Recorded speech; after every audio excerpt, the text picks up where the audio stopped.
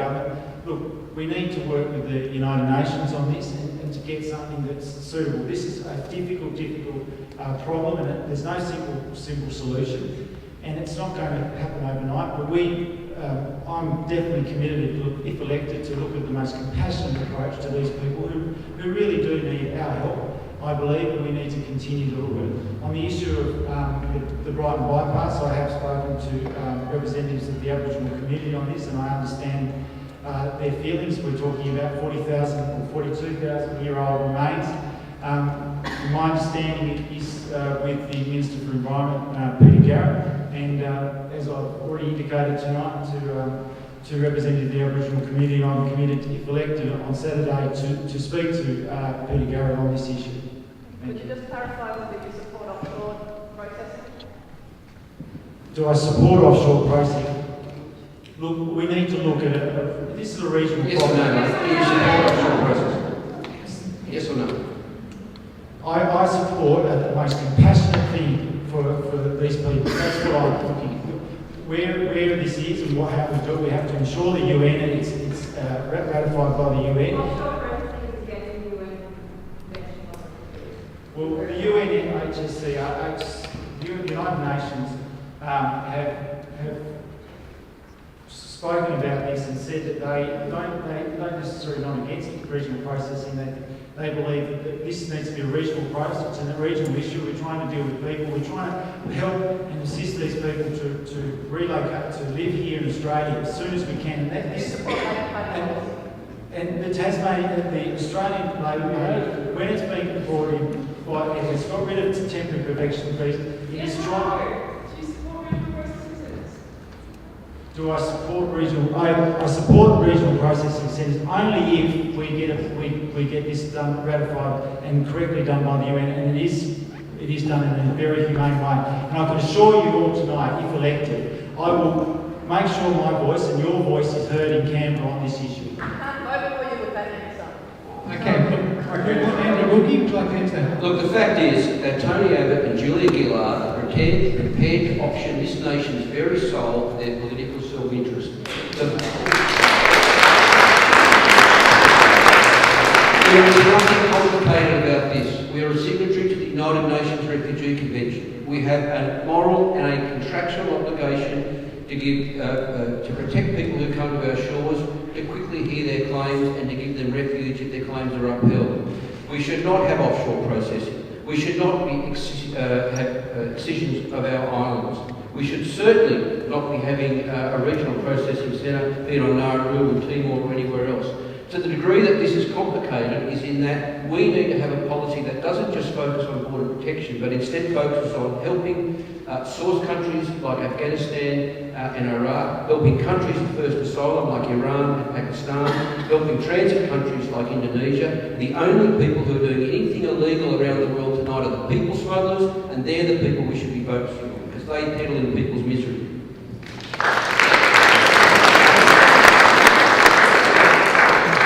And in regard to the Brighton bypass, I do want to very quickly add, many of you would have seen me all over the news Tuesday night last week. I held a press conference at the levee with Aaron Everett. I have called on the federal government to intervene. I've called on the levee site to be added to the National Heritage List of the federal government to fund a realignment of the road. The bridge is not good enough. We're drilling pylons down through one of this country's, if not this world's, most important heritage sites of the time.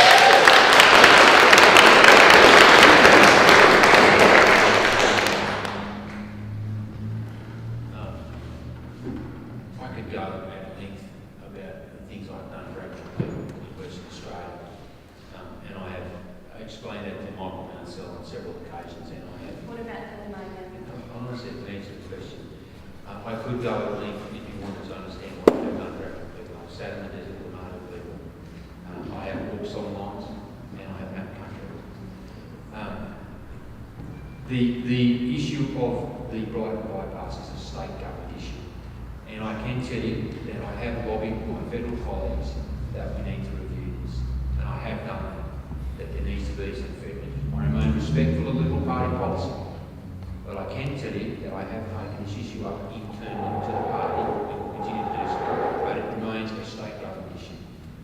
So that is the correct answer on that subject. first subject on asylum seekers, I agree with Andrew about the transition countries and the host countries. I think he's absolutely spot on with that point. However, the Liberal Party policy is unequivocal. We haven't changed. I'm not like my colleague down the table who's taking a bet each way. Ours is very simple and we haven't changed. It is about doing things in a humane way, but doing it on an offshore processing centre. And I apologise if that doesn't suit your answer, but that is the Liberal Party policy and it has always been the Liberal Party policy. No, what we're talking about was processing of asylum seekers. That was the question. Sorry, Marnie, was it Marnie? Marnie, sorry.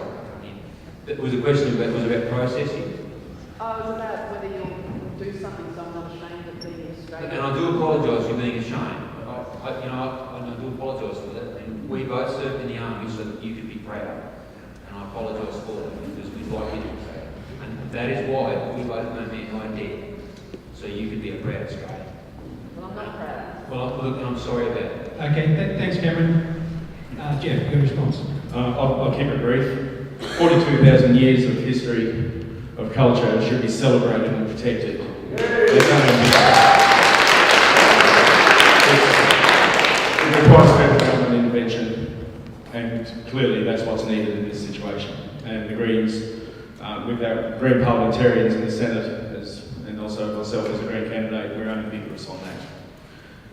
As far as our policy regarding offshore processing, we're also quite clear about that. There's no need for it. It's not humane.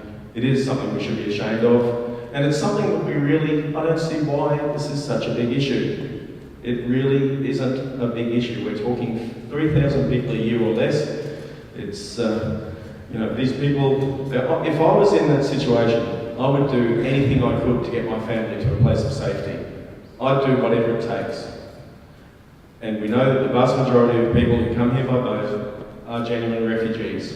So let's bring them on shore, let's process their claims, let's have them in the community, and let's do something more productive with our time rather than making an issue out of this in the heat of a political campaign, because we're dealing with people. Let's put the humanity back into this.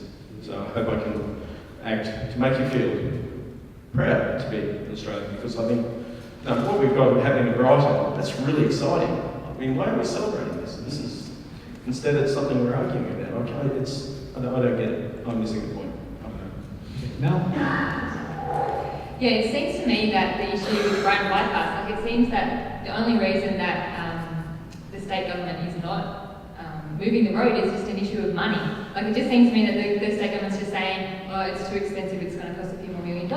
At the same time, these two issues link well because the Australian government federally is spending $5 billion a year on locking up refugees, on the offshore processing. So, we're wasting billions of dollars on awful, inhumane, policies, and we should be spending that money on protecting Aboriginal heritage in Brighton.